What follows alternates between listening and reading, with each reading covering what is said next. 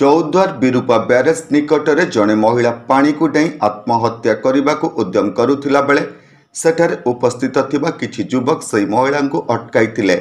सूचना मुताबक शनिवार पूर्वाह्न चौद्वार बंगाली साई निकटरे रहुथिबा पूर्णिमा बर्मन नामक महिला पारिवारिक अशांति पई जीवन हरैबा को उद्यम करुथिले।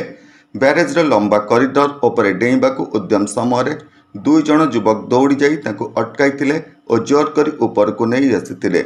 नमस्कार, मु लिपिका आपण मानक स्वागत करछि नुआ रूपरे होली टीवी ओडिया।